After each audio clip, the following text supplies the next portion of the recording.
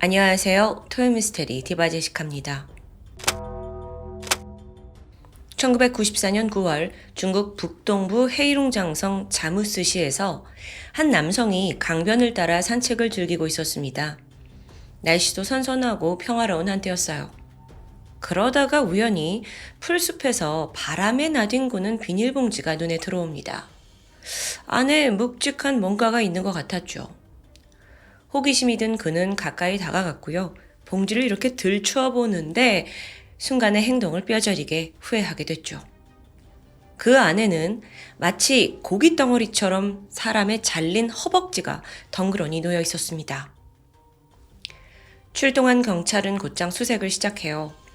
이내 주변에서 토막난 다른 부위들이 속속 발견됐죠. 그리고 그 조각들을 맞춰보던 경찰은 끔찍한 사실을 깨닫습니다. 다리가 총 4개, 5개, 6개. 한 사람의 시신이 아니에요. 게다가 이 와중에 어린아이 시신도 있고요. 모두 수거를 해보니까 시신은 성인 남녀와 어린 여자아이였습니다. 그런데 잔혹함이 여기서 끝나지 않았죠. 며칠 후 자무스시 교외 지역인 영혼구에서 또 토막난 시신이 발견된 거예요. 이번에도 같은 방식으로 각 부위가 비닐봉지에 담긴 채 여러 장소에 흩어져 있었고요. 정말 도시 곳곳에서 지금 토막들이 막 쏟아져 나오고 있는 상황입니다. 경찰은 먼저 피해자들의 신원을 파악해야 했어요. 하지만 1994년 당시의 DNA 기술은 걸음마 단계죠. 실종자 데이터베이스도 당시엔 제대로 갖춰져 있지 않았고요. 그래서 경찰은 그냥 사진 한 장 들고 신원을 찾아내는 아주 올드한 방식을 가지고 있었는데요. 문제는 이번 사건에서 정작 피해자들의 머리는 발견되지 않은 상황입니다. 지금 시신이 이렇게 많은데 머리가 다 없어요. 그럼 이게 누군지 신원을 알 수 있는 방법이 없죠. 결국 수사는 답보 상태에 빠졌고 시간이 지날수록 발견되는 신체 부위는 계속 늘어만 갑니다. 몇 달이 지나도록 진전이 없던 어느 날, 경찰이 강둑을 수색하던 중 이상한 지점을 발견합니다. 딱 거기에만 구더기가 들끓고 있는 거예요. 즉각 땅을 파내려 갔죠. 그랬더니 그렇게 깊게 묻지 않은 곳에서 머리가 둥 등장합니다. 이미 심하게 부패되어 있는 상태였어요. 이렇게 처음으로 발견된 머리로 인해서 경찰은 피해자 중에 최소 1명의 신원을 확보하게 되죠. 그는 지역에 거주하고 있던 62세의 쉬슈리라는 남성이었습니다. 그리고 이어서 나머지 시신도 그의 아내였고 또 그의 어린 딸이라는 게 밝혀집니다. 지금 일가족이 모두 살인을 당한 거예요. 토막살인을요. 도대체 누가 이들을 이렇게 무참히 죽인 걸까요? 경찰이 확인차 쉬슈리 씨의 집을 찾습니다. 문을 열고 들어가는 순간 코를 찌르는 악취가 덮쳐요. 이 고약한 냄새에는 분명 피비린내도 뒤섞여 있는데요. 특히나 이 집 부엌을 보니까 지옥 그 자체였어요. 바닥과 벽에 이미 말라 비틀어진 핏자국이 넓게 퍼져 있는 거예요. 또 흉기로 보이는 식칼이 한쪽 구석에 버젓이 놓여 있고요. 게다가 주변에는 작은 뼈 조각, 말라붙은 피부 조직도 보입니다. 이 모든 게 그날의 끔찍한 참상을 증언하고 있었죠. 이내 사건은 새로운 국면을 맞이했어요. 쉬씨 가족의 이웃들을 대상으로 경찰이 탐문을 시작했거든요.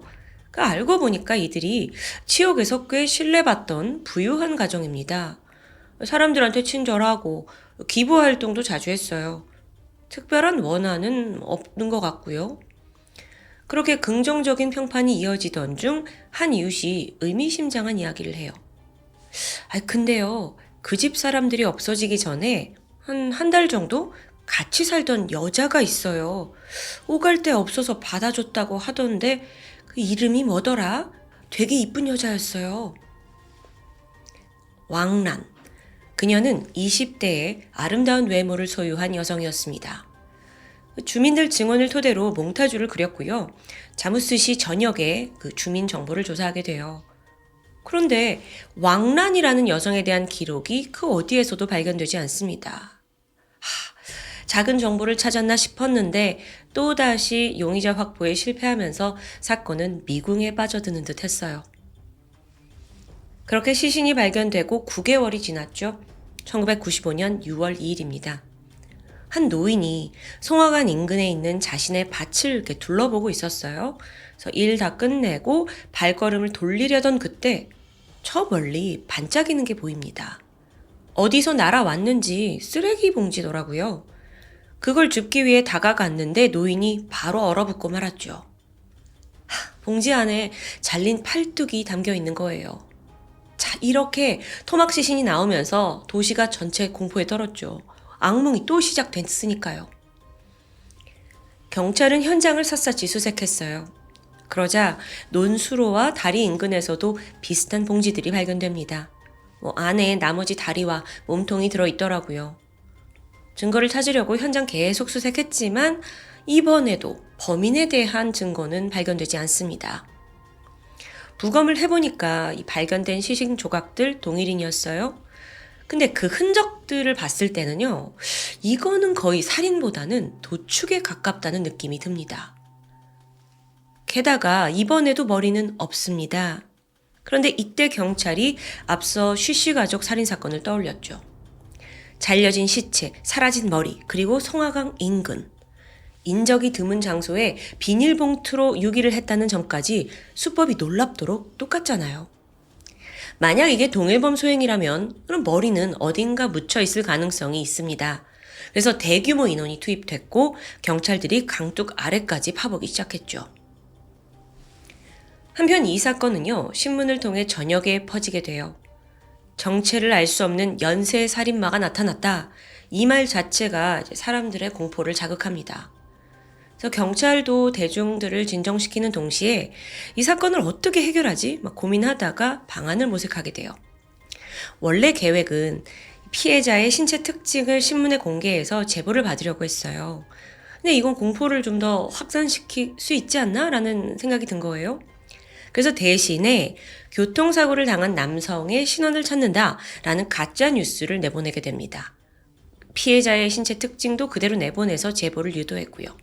그 내용이 뭐였냐면 키 180cm에 오른쪽 손목에 흉터가 있는 30대 남성이 교통사고로 구조가 되었습니다. 근데 현재 신원을 알 수 없어서 치료가 어려우니 방송국이나 경찰서로 좀 제보 좀 해주십시오. 이런 거였어요. 근데 이 뉴스가 나간 지 하루 만에 내가 좀 그 사망자가 누군지 볼 수 있겠느냐 하는 전화가 걸려왔습니다. 아들이 평소에 이맘때쯤 집에 오는데 지금 며칠째 소식이 없다라는 아버지였어요. 그 사라진 아들은 경찰관으로 일하던 동다층이란 사람입니다. 최근에 그는 결혼 준비로 바쁜 나날을 보냈대요. 그래서 아버지도 처음 연락이 안 된 며칠은 아들이 바쁘니까 그러려니 했습니다. 그게 일주일이 지나니까 이상함을 감지한 거죠. 그래서 아들이 근무하던 경찰서도 직접 찾아갔지만 여기서 아드님 지금 며칠 동안 출근하지 않고 있어요. 동료들도 행방을 몰라서 수소문하고 있다는 걸 알게 된 거예요. 또 그 와중에 교통사고 피해자의 신원을 찾는다라는 뉴스가 나오는데 180의 오른쪽 손목 흉터? 내 아들과 너무도 비슷하잖아. 그래서 혹시나 하는 마음으로 전화를 걸어왔던 건데요. 늦은 밤 경찰은 이 실종된 동다층의 집으로 향했습니다. 왜냐면 그 이전 사건에서 피해자의 집, 그러니까 쉬슈리 씨의 집이 범행 현장이었잖아요. 그래서 혹시 이번에도 그렇지 않나 싶어서 바로 가게 된 거죠. 예상은 적중합니다. 집안은 피 비린내가 진동을 했고 바닥과 벽에 핏자국 그대로 남아 있어요. 현장은 놀라울 정도로 쉬슈리 사건과 비슷합니다. 게다가 남겨진 음식에서 수면제 성분이 검출돼요. 이건 피해자가 약물에 의해서 저항할 수 없는 상태였다라는 걸 시사하고 있었습니다.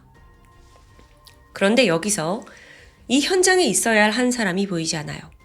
그건 바로 동다층의 약혼녀였죠. 최근에 결혼을 준비하고 있었다고 했잖아요. 그 두 사람은 동거 중이었고요. 혹시 그녀도 당한 걸까? 경찰은 불안감이 엄습합니다. 하지만 동다층이 실종된 당일에 사실 경찰 동료 한 명이 이 약혼녀를 목격했었대요. 그러니까 동다층이 출근을 안 하니까 이상하게 여긴 동료가 마침 점심 무렵에 이 집을 찾아왔던 겁니다. 그래서 약혼녀를 만났는데 뭐라고 했냐면 그 사람이 지금 집에서 술을 전날 너무 많이 마셔가지고요. 누워있어요. 라고 정확히 말을 했다는 겁니다. 자, 여기까지 듣고 이거 뭔가 이상하다라고 감지한 경찰은 즉각 그 약혼녀의 행방을 추적하기 시작했죠. 가장 먼저 간 곳은 결혼중개소였습니다. 두 사람이 여기서 인연을 맺었거든요. 그렇게 확인을 해보니까 약혼녀가 20대 여성 런슈어래요. 근데 런슈어가 누구야? 경찰이 막 기록을 보는데 아무것도 나오질 않는 겁니다. 런슈아란 사람 자체가 없는 것처럼요. 어라? 그러고 보니까 런슈어와 앞서 쉬슈리 사건에서 유력 용의자였던 왕란, 이 두 사람 사이에 공통점이 있어요. 모두 다 피해자들과 함께 살았고요. 또 동거인들이 비슷한 방식으로 살해됐고요. 사건 이후 두 사람은 흔적도 없이 사라졌습니다. 게다가 지금 둘 다 20대 여성이에요. 게다가 예쁜 외모를 가지고 있고요. 경찰은 직감합니다. 얘네 둘 같은 사람이야 이거. 경찰은 앞서 왕란에 대해서 그려놓은 그 몽타주 있잖아요. 그걸 찾아냈고요. 런슈어의 사진과 비교했어요.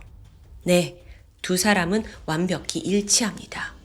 그렇게 지난 2년간 자무스 씨를 공포에 몰아넣은 연쇄살인 사건의 범인이 드러난 겁니다. 그것도 20대 여성? 20대 여성이 4명을 토막 살인한 거예요. 여기서 경찰은 또 다른 난관에 봉착해요. 근데 이 여자 진짜 이름이 뭐야? 왕란도 아니고 런슈어도 아니에요. 그러니까 진짜 정체를 아직은 모르고 있는 거죠. 이때 경찰은 결국 사진을 언론에 공개해요. 그리고 제보를 받기 시작하는데 며칠 후에 한 여성이 경찰서를 찾아왔습니다. 저기요, 우리 옆집에 살던 공무원이 있는데 그 집 셋째 딸이랑 이 사진이 똑같이 생겼어요. 그 딸 이름이 마옌형일 거예요. 네, 그렇게 찾아냈습니다. 진짜 이름은 마옌형이었어요. 하지만 예상대로 그녀는 이미 잠적한 상태였고요. 광활한 대륙에서 마옌형이란 이름 하나만 가지고 어떻게 찾지? 쉽지 않아요. 그런데 이때 마침 피해자의 아버지가 현장에서 이상한 점을 발견합니다. 동다층의 아버지가요.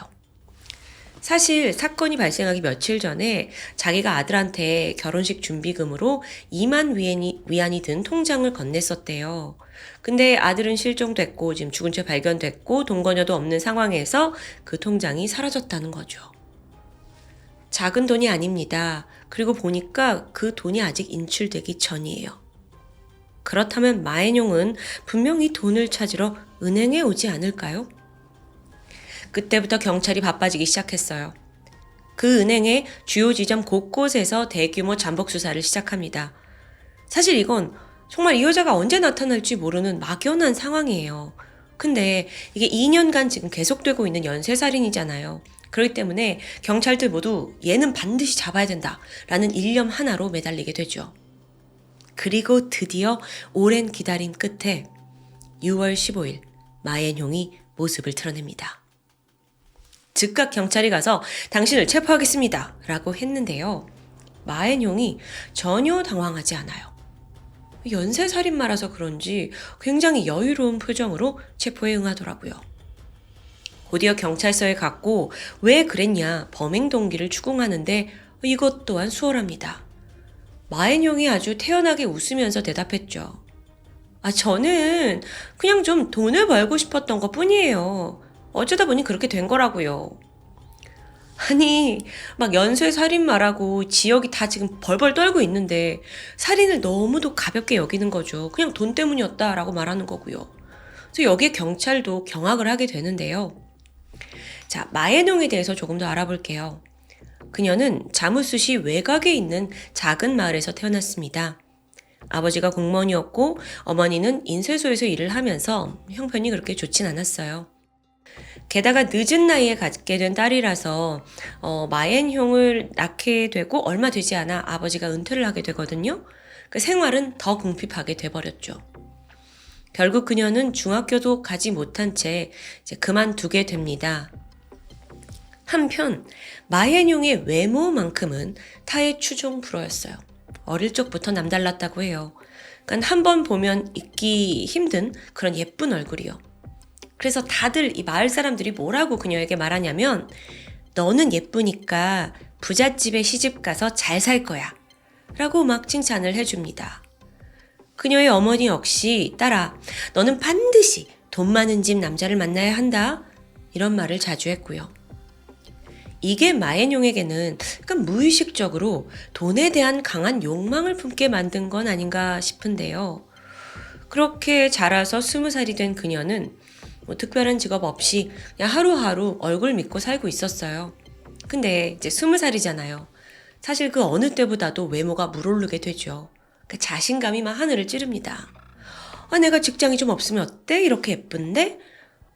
그러다 이제 결혼 정년기가 됐는데 남자를 고르는 기준도 아주 분명했어요. 잘생기고 돈 많은 남자한테만 시집 가고 싶어 하는 거죠. 근데 되게 작은 마을에 살고 있었다고 했잖아요. 그런 남자가 여기 어디 있어요. 들어오는 중매가 다 시원찮으니까 거절을 하고 동시에 부모는 걱정이 커져만 갑니다. 결혼 정년기에 얘가 까딱해서 이 기회 놓치면 나이만 들고 부잣집에 시집 가는 게 힘들어질 텐데. 결국 부모는 도시에 있는 중매꾼을 찾아갔고요. 도움을 요청해요.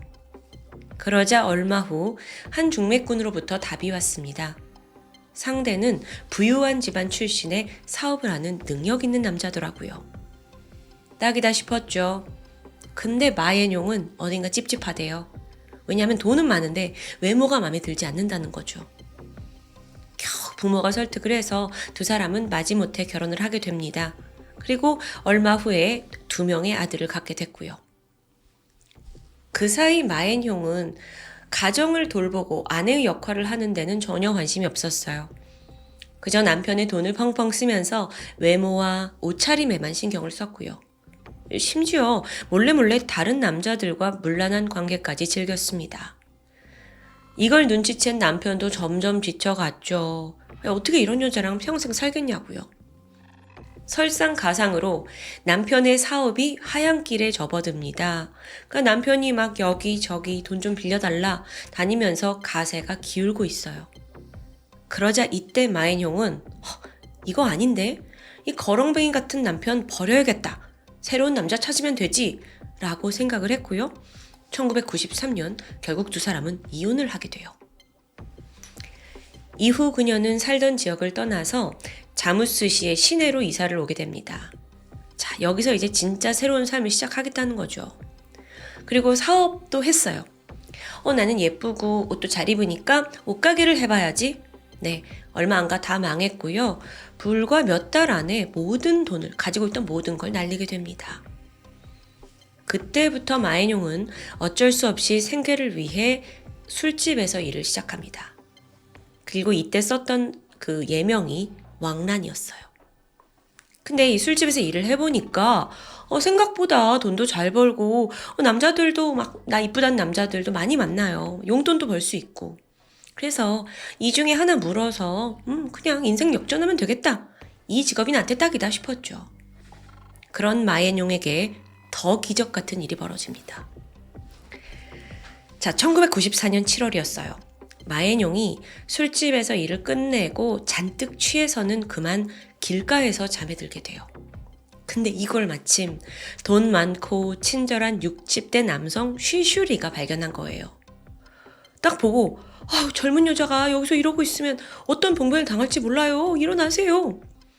그녀를 들쳐업고 자기 집으로 데려갑니다. 다른 의도라기보다는 보호해 주려고 한 거예요. 다음날 아침이었어요. 잠에서 깬 마앤용은 인생 처음 너무 포근하고 부티나는 침대에서 깨어나게 된 거예요. 어머, 여기 어디야? 나 지금 천국이야? 뭐야, 여기 막 이불도 지금 다 좋고 막 가구도 다 좋아. 쉬슈리 씨를 만났죠. 거듭 감사 인사하고 또 밥도 얻어 먹습니다. 하지만 그녀에게는 분명한 목적이 있었어요. 딱 봤더니 이 가족이 굉장히 선량하고 순수한 사람들이더라고요. 이거 잘만 이용하면 원하는 걸 가질 수 있을 것 같았죠. 그리고 마앤용은 동정심을 유발하는 거짓말을 늘어놓게 됩니다. 제가 몇 달 전에 쫓기듯이 이혼을 했고요. 전 남편이 수시로 저 때렸고요. 바람도 피웠고요. 이제 좀 잘 살아보려는데 당장 월세도 못 내고 있어서 길바닥에 나앉을 것 같아요.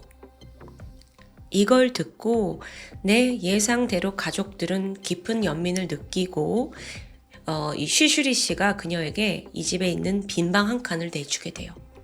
먹을 것도 당연히 주고요. 몸이 안 좋다고 하면 살뜰하게 돌봐줍니다. 마앤용이 거의 가족의 일원이 된 거예요. 그러자 그녀의 태도가 나날이 당당해져 갔죠. 사실 좀 눈치가 있으면 집안일도 돕고 그래야 되는데 아예 자기 생계를 전적으로 집주인에게 의지합니다. 그러면서 동시에 이 집 사람들이 몇 시에 집에 들어오는지, 몇 시에 나가는지 동선을 탐색하고 또 그들이 어떤 재산을 가졌는지 탐내기 시작했죠. 쉬쉬 가족은 일주일에 여러 번 외식을 했습니다. 또 여기 집 너무 좋아요. 그걸 경험할수록 이 마앤용은 이거 다 내 거 하고 싶다라는 욕망에 사로잡혔습니다. 그러다가 1994년 8월 25일 마앤용은 쉬슈리에게 염치 없는 부탁을 하게 돼요. 제가 요즘 너무 힘들어서 그런데 200위안만 빌려주시면 안 될까요? 그녀의 부탁에 쉬슈리 씨가 지갑을 열어서 현금을 꺼냈다고 해요. 근데 이때 마앤용의 눈에 그 쉬슈리 씨 지갑이 들어온 거죠. 그 안에 200위안보다 더 많은 돈다발이 막 들어있어요. 그날 밤부터 그녀는 그 돈을 어떻게 훔치지 고민을 시작합니다. 그리고 바로 다음 날인 8월 26일 실행에 옮겼죠. 갑자기 집주인한테 오늘은 제가 식사를 대접할게요. 요리를 막 합니다. 다들 그러지 않아도 된다라고 하는데 사실 마앤용의 새카만 속내는 달랐죠. 다른 생각이 있었어요. 모두가 음식을 먹기 시작합니다. 그리고 얼마 지나지 않아 하나씩 쓰러지기 시작해요. 그 음식에 수면제가 들어있었던 거예요. 그렇게 집안이 고요해졌습니다. 그러자 마앤용은 본격적으로 집안 곳곳을 뒤지면서 숨겨둔 돈을 찾기 시작해요. 가족들은 그냥 식탁에서 잠들어 있고요. 그렇게 결국 장롱 속에서 5,000위안을 찾아냈어요. 현재 가치로 230만 원 정도 되는 돈이죠. 마앤용은 너무 기뻤고 얼른 돈다발을 챙겨서 나가려는 순간 예상치 못한 일이 벌어졌습니다. 왜 이러지? 하면서 쉬슈리 씨가 먼저 의식을 찾게 된 거예요. 마앤용은 순간 저 사람 살아있으면 안 되는데? 라는 단순한 생각이 뇌리를 스치게 됩니다. 그러면서 몰라 그냥 다 없애버려야겠다. 마앤용은 바로 시카를 들어요. 그리고 쉬슈리 죽이고 나머지 가족들도 차례로 공격한 거죠. 그런데 범죄가 여기서 그치지 않았고요. 갑자기 자기가 증거를 완벽히 없애야겠다고 생각한 거예요. 그래서 세 사람의 시신을 하나하나 토막내기 시작합니다. 근데 이게 결코 쉬운 작업이 아니잖아요. 막 피가 튀고 뼈를 자르는 것도 보통 일이 아니고요. 그걸 이 집에서 밤새 부엌에서 한 거예요. 톱질도 하고요. 그렇게 모든 작업이 끝나고 밤이 되니까 마앤용은 비닐에다가 토막 시신을 나눠 담고 자전거 타고서 그것들을 그냥 허이허이 유기했어요. 아주 꽁꽁 숨겨둔 것도 아니에요. 그냥 가다가 좀 외진 데 있으면 하나 훅 버리고 또 으슥한 데 있으면 훅 버리고 일부는 강에다 던지고 또 일부는 그냥 강둑에다가 또 약간 묻어놓고. 하지만 그 중에 머리만큼은 강둑 아래에 직접 묻었습니다. 왜냐면 머리만 발견되지 않으면 죽은 이들의 신원을 찾지 못할 거라는 단순한 판단이었죠. 모든 범행과 유기를 끝낸 마앤용에게 이젠 행복함만이 남아 있습니다. 그 돈으로 이것저것 사면서 사치를 누렸어요. 근데 그게 얼마나 가냐고요. 돈은 금세 떨어지고 말았죠. 순간 마앤용의 머릿속에 해결책이 떠올랐는데 그냥 또 죽이면 되잖아. 이번에는 자신의 미모를 무기로 삼기로 합니다. 런슈어라는 가명을 만들고 결혼 중개업체를 찾아가요. 근데 이때 그 업체가 너무 예쁘니까 이 여자가 그녀의 신원을 제대로 확인하지 않고 상대 남성을 소개시켜주게 된 거죠. 그냥 어떤 남자를 소개시켜줘도 이 여자한테 금방 빠지겠다라는 안일한 생각이었습니다. 그렇게 소개받은 게 경찰이던 동다칭이었습니다. 당시 그는 2년 전에 이혼을 하고 혼자 살고 있었어요. 근데 아이는 없고 직장은 지금 경찰이니까 안정적이잖아요. 근데 사실 마옌용한테는 이 남자 경찰인데 이거 괜찮을까? 좀 걸리긴 했지만 뭐 들키지만 않으면 되니까 하고 얼마 후에 결혼을 준비하게 됩니다. 동거도 했죠? 그러다가 기회가 왔어요.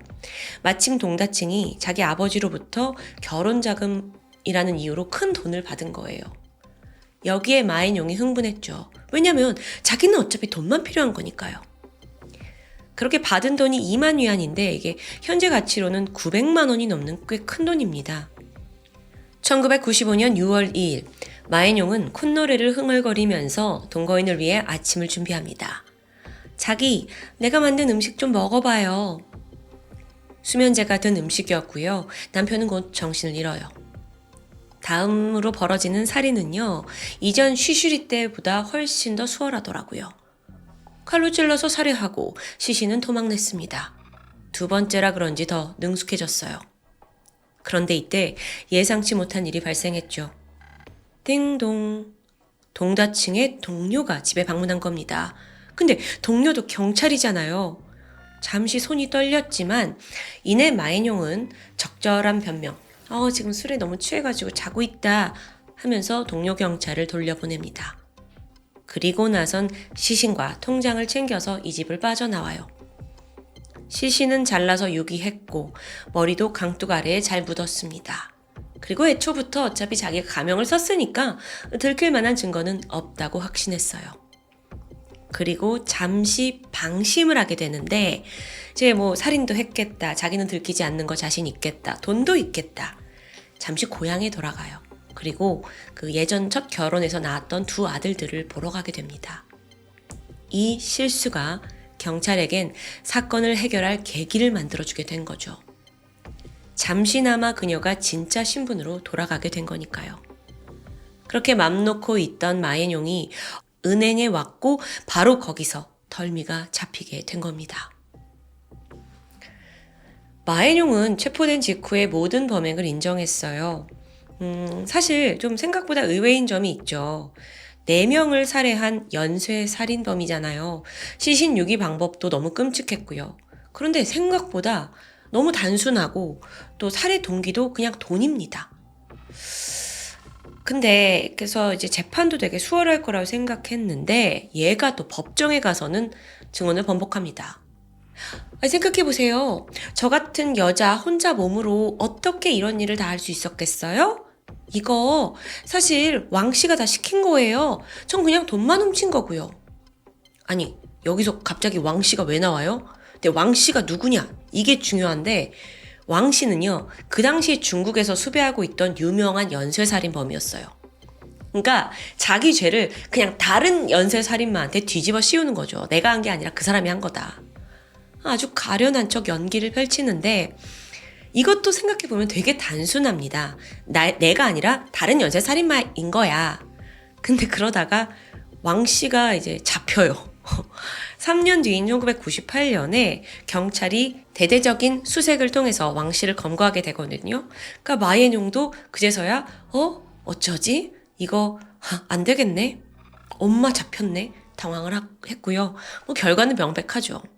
두 사람 사이에는 어떤 접점도 존재하지 않았습니다. 그렇게 지난 3년간은 이거 왕씨가 한 거다. 다시 조사해봐라 라면서 어찌저찌 목숨을 부지했지만 이젠 정말 그녀에게 끝이 다가오고 있었습니다. 법원은 마앤용에게 4건의 살인, 사체 훼손, 그리고 시신 유기 혐의로 사형을 선고합니다. 그리고 같은 해 12월 그녀의 형이 집행되었죠.